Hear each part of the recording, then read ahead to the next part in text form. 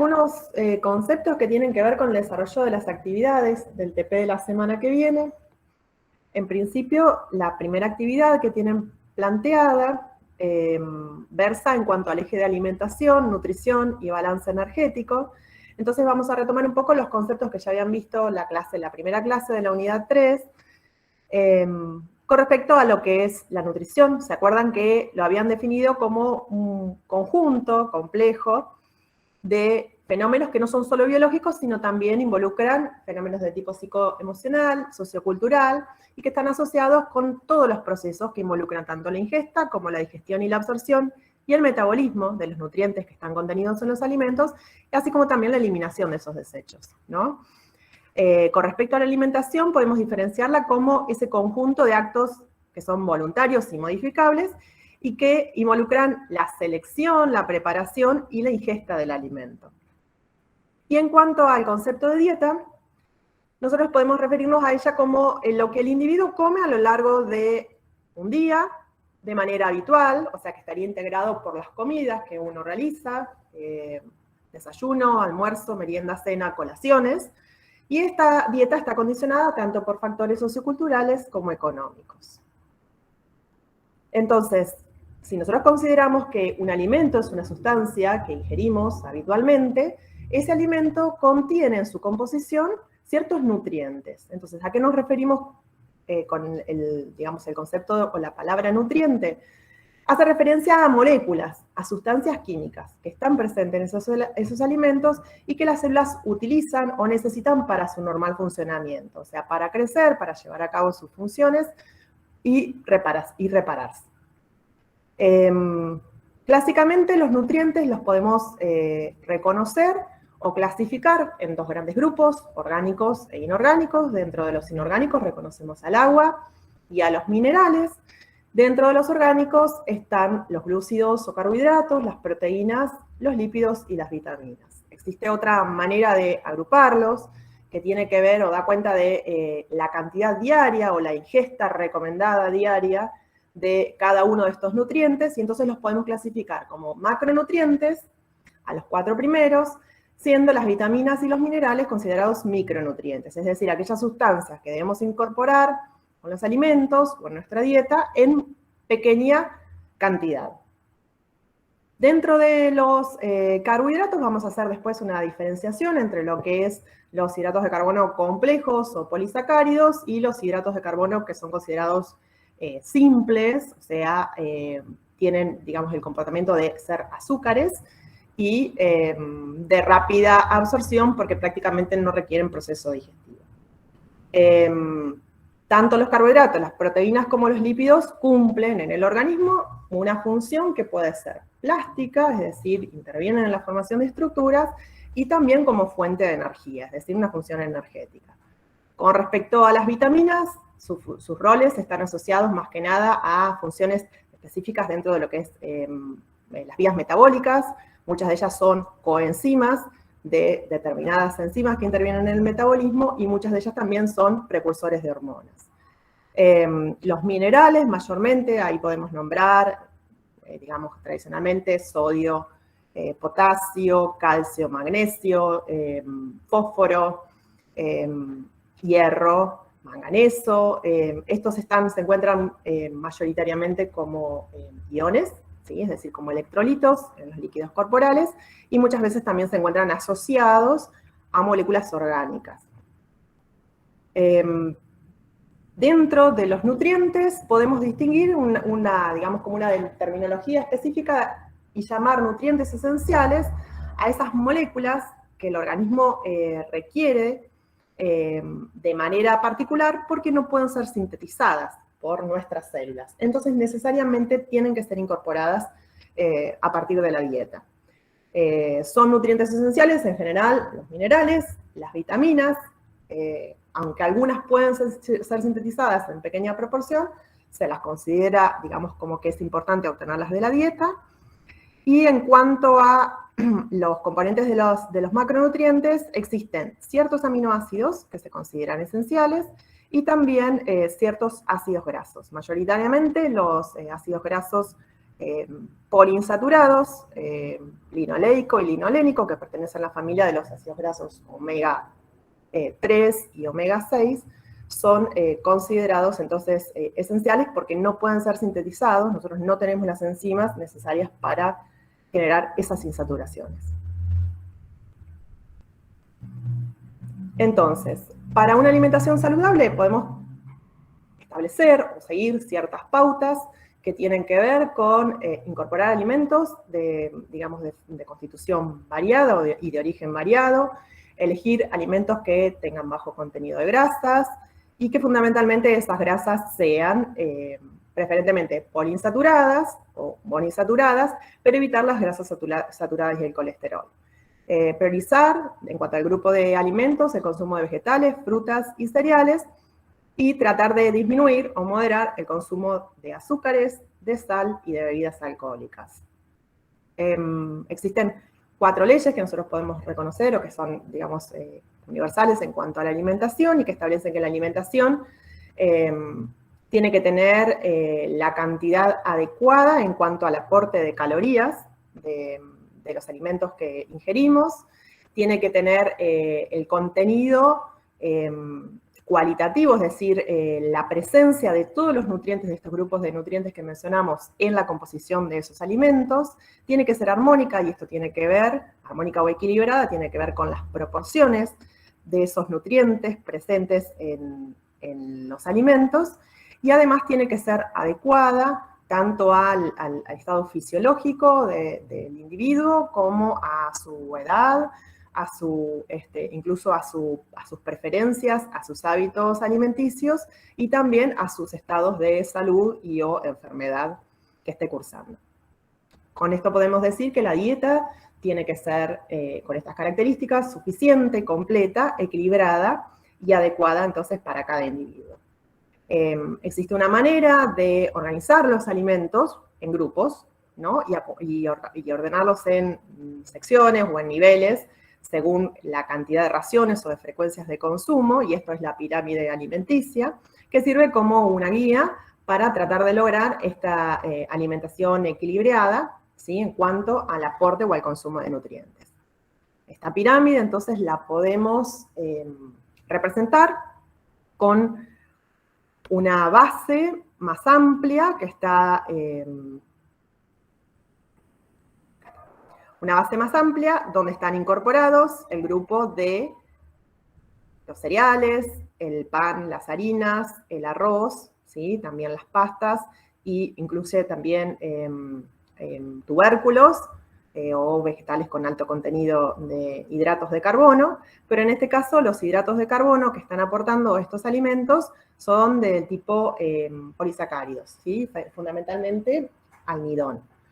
Y en el caso de que este grupo de alimentos incorpore la variante, digamos, menos refinada de esos granos de cereal, o sea, cuando hablamos de granos integrales, entonces también ahí se incorpora también la presencia de celulosa, una parte de la fibra dietaria, y también vitaminas y minerales. En el nivel siguiente, en el nivel superior de la pirámide, tenemos al grupo de los vegetales y al grupo de las frutas. Este grupo aporta fundamentalmente vitaminas, minerales, agua, por supuesto, en importante cantidad, e hidratos de carbono. Dentro de los hidratos de carbono, fundamentalmente también complejos representados por celulosa y hidratos de carbono de tipo simples o azúcares, fundamentalmente cuando hablamos de frutas, ¿sí? De donde ahí podemos contener ciertas frutas, tienen un alto contenido de glucosa, fructosa o sacarosa. En el nivel superior, donde la ingesta de porciones o de raciones disminuye, se encuentran la leche y los derivados lácteos, el queso y el yogur, y también todo lo que es el grupo de las carnes y las legumbres, también el huevo y frutos secos. Este nivel de alimentos aporta entonces en cuanto a nutrientes, proteínas, mayor contenido de lípidos que dependerá su calidad, dependiendo del origen del alimento que estemos analizando, vitaminas y minerales. Con respecto a si el origen es animal, las proteínas son del mejor valor, digamos, biológico. Con respecto a los alimentos de origen vegetal, como podrían ser las legumbres, también tienen un buen aporte proteico. Sin embargo, digamos, pueden estar deficitarias o bajas en algún aminoácido esencial, entonces lo que se recomienda es combinarlas en el consumo. Además, en el grupo de los lácteos hay un buen aporte de calcio y sí hay que tener cuidado en este nivel con la ingesta de lo que es grasas, fundamentalmente saturadas y colesterol, que provienen de los alimentos de origen animal. En el vértice de la pirámide están el grupo de alimentos que, digamos, es recomendable ingerir en menor cantidad o por lo menos cuidar su ingesta de manera importante. Y acá se reconocen en general a todas las grasas y los aceites, sin hacer distinción de su origen, y también a los compuestos que son dulces, fundamentalmente lo que tiene que ver con, digamos, golosinas, bebidas azucaradas y también productos elaborados muy refinados de sabor dulce.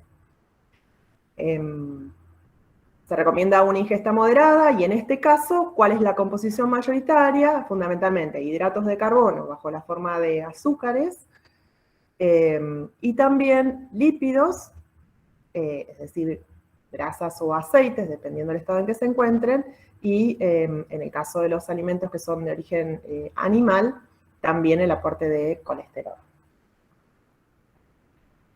Existe digamos, una versión alternativa a esta pirámide alimenticia que se propone actualmente, que tiene que ver con una pirámide de alimentación saludable. Esta pirámide tiene algunas modificaciones o pequeñas alteraciones con respecto a la anterior. En la base lo que se plantea es el ejercicio y el control de peso, digamos, como un hábito saludable, que tiene que ver con la alimentación también, y en el primer escalón se incorporan frutas y vegetales, como habíamos visto en el anterior, pero se incorporan, en este caso, grasas de buena calidad, ¿sí? Todo lo que tiene que ver con los aceites o los lípidos de origen vegetal, que sean ricos en ácidos grasos mono o poliinsaturados. Y también la ingesta de alimentos que tengan hidratos de carbono, en este caso almidón, pero bajo la forma de poco procesados en cuanto al grano o lo que nosotros conocemos como granos integrales. En el escalón siguiente se incorporan todo lo que es frutos secos y las carnes, pero en este caso se da prioridad a lo que es las carnes blancas o las carnes y carnes de pescado, que son siempre más magras, y no se incorpora en este nivel a las carnes rojas, que por ahí tienen mayor contenido graso, ¿no es cierto? Además, la de la carne de pescado como una fuente importante de ácidos grasos también esenciales y importantes para la salud. Un escalón por arriba, siguen incorporándose o sigue manteniéndose la ingesta de los lácteos. También se rescata en esta pirámide la incorporación de agua en importante cantidad en la base, ¿no?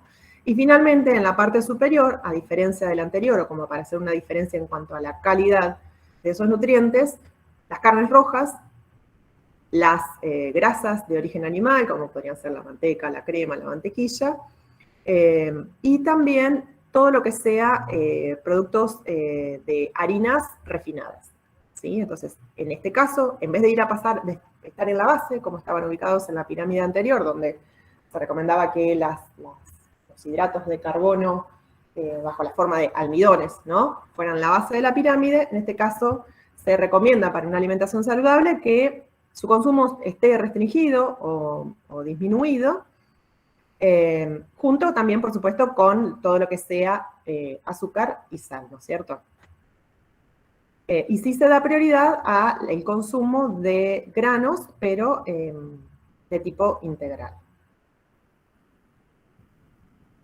Otra manera de representar esto es bajo la forma de un plato con los porcentajes o las proporciones que debe contener para una alimentación saludable. Entonces, la mitad del plato, 50% de la ración, tiene que estar representado por vegetales y frutas. Mientras más variadas mejor, digamos, la variedad en los colores está asociada también al aporte de diferentes vitaminas, así que eso es importante. Y la combinación, como estaba representado en la pirámide anterior, con aceites digamos, que aportan ácidos grasos necesarios o de importancia para el organismo. El consumo de agua, acompañando las comidas, en reemplazo de lo que serían las bebidas gaseosas o el alcohol, o bebidas saborizadas, edulcoradas. Y luego, la otra mitad del plato, nuevamente, lo que representa los componentes integrales, los cereales de tipo integral, limitando la ingesta de lo que son los cereales refinados, y proteínas saludables, y en este caso están representadas, como dijimos, carnes blancas, pescado, pollo, y también las que están contenidas dentro de lo que son las legumbres, disminuyendo o tratando de restringir el consumo de carnes rojas.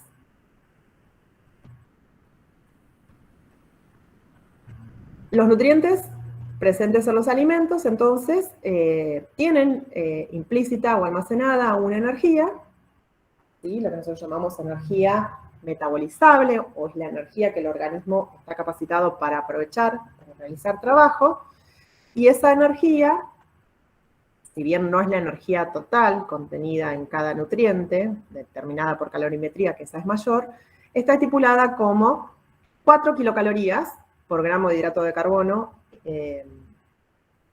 incorporado, 9 kilocalorías por gramo de lípido, 4 kilocalorías por gramo de proteína y 7 kilocalorías por gramo de alcohol. Entonces, ¿qué es lo que definimos nosotros como caloría? La caloría es una unidad de energía, ¿sí? Y es la cantidad de calor, el calor es una forma de energía, la cantidad de calor necesaria para que se eleve en 1 grado centígrado la temperatura de un cuerpo de agua que tiene una masa de 1 gramo. Esta unidad es bastante pequeña. Cuando nosotros hablamos en nutrición de la energía asociada al índice metabólico o la energía que está contenida en los alimentos, realmente no es tan significativa, entonces lo que se emplea es una unidad que es 1000 veces mayor, que es la kilocaloría. Entonces ustedes la van a encontrar cuando busquen tablas nutricionales de los alimentos, que esa unidad está referida como kilocaloría, o también caloría, pero con el detalle de que la C está en mayúscula. Entonces, cuando ustedes lean en una tabla nutricional cal con mayúscula, eso hace referencia a que estamos hablando de 1000 calorías, ¿sí? De estas.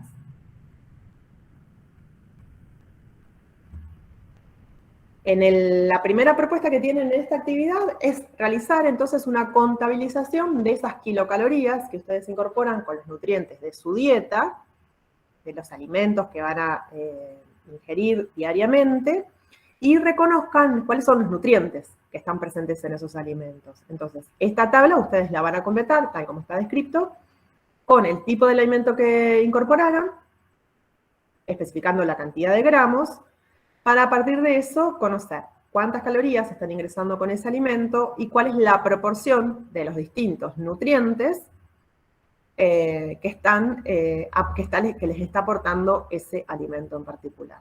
¿Sí? Supongamos acá, yo les pongo un ejemplo de unas galletitas, donde, fíjense, tamaño de la porción, 4 galletas. Si comemos 4 galletas, ¿sí?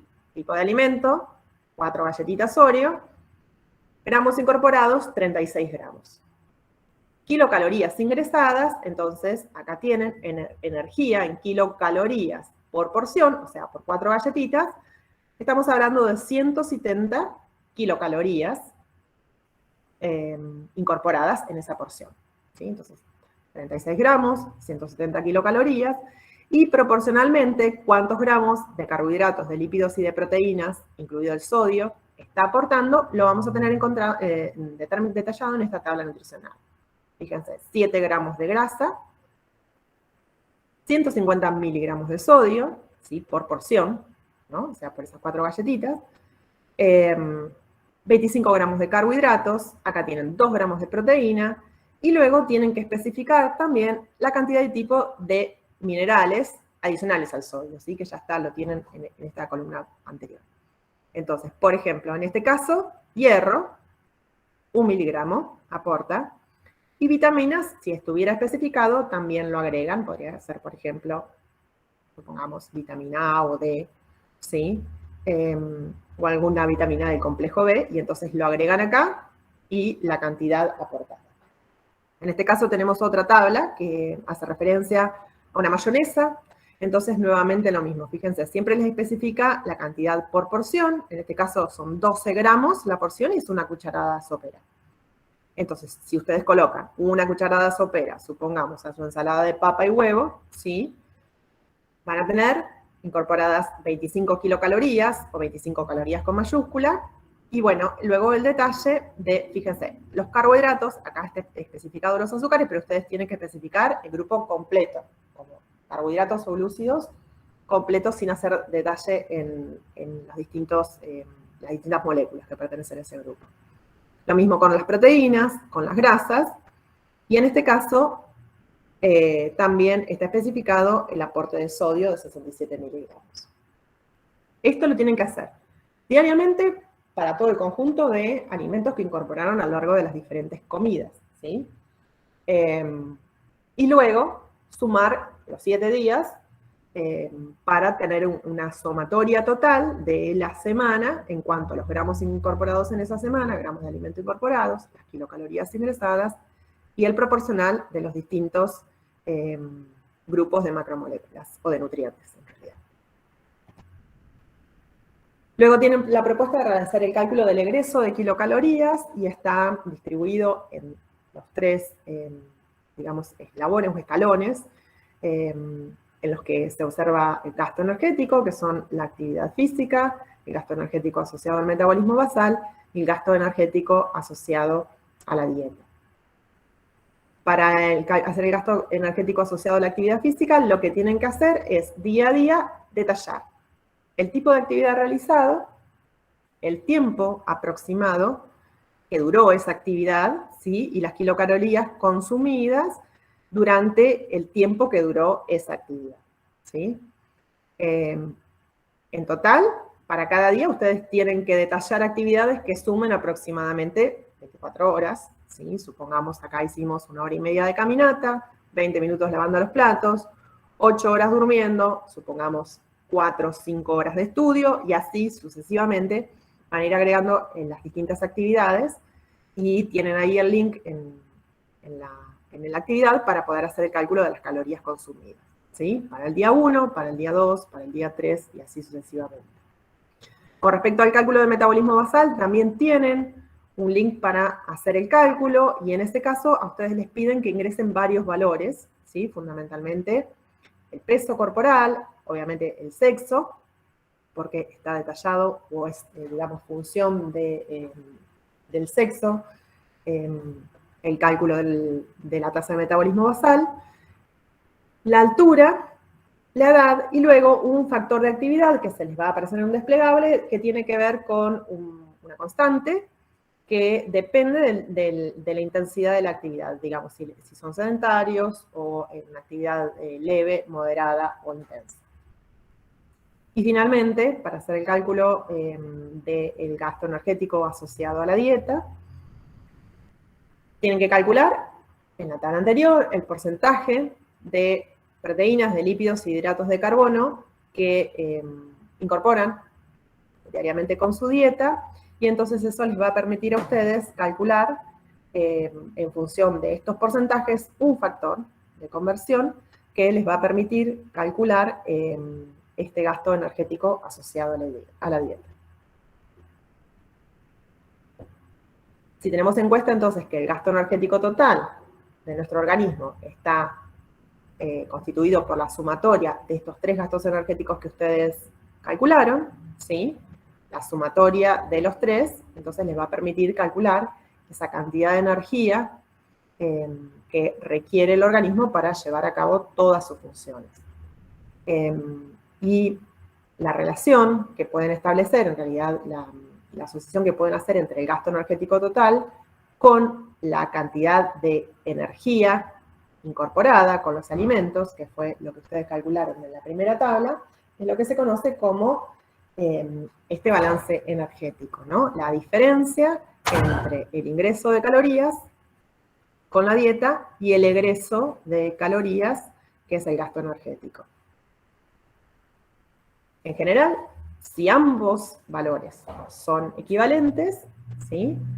Esta diferencia es nula y entonces se considera que toda la energía que ingresa a nuestro organismo es una energía que el organismo utiliza para realizar sus procesos, no hay almacenamiento de energía, ¿sí? Y entonces el peso se mantiene constante. Cuando la ingesta o la incorporación de energía es superior a lo que se gasta, ¿sí?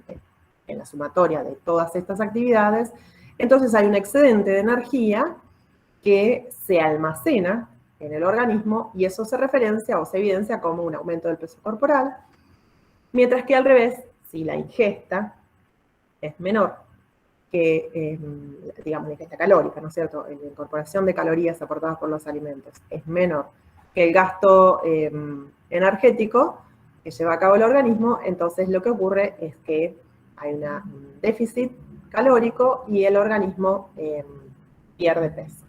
Es decir, utiliza la energía almacenada, fundamentalmente en principio bajo la forma de grasas, pero también puede recurrir a las proteínas para obtener la energía necesaria para